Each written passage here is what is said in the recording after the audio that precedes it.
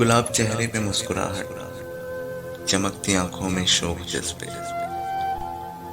وہ جب بھی کالج کی سیڑھیوں سے سہیلیوں کو لیے اترتی تو ایسا لگتا تھا جیسے دل میں اتر رہی ہو۔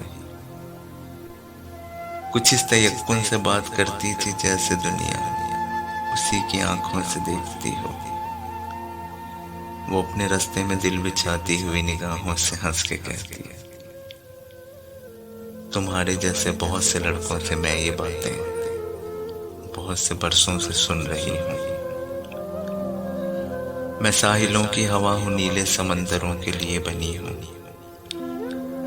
وہ ساحلوں کی ہوا سے لڑکی جو راہ چلتی تو ایسا لگتا تھا جیسے دل میں اتر رہی ہو۔ وہ کل ملی تو اسی طرح تھی، چمکتی آنکھوں میں شوق جذبے، گلاب چہرے پہ مسکراہٹ کہ جیسے چاندی پگھل رہی ہو۔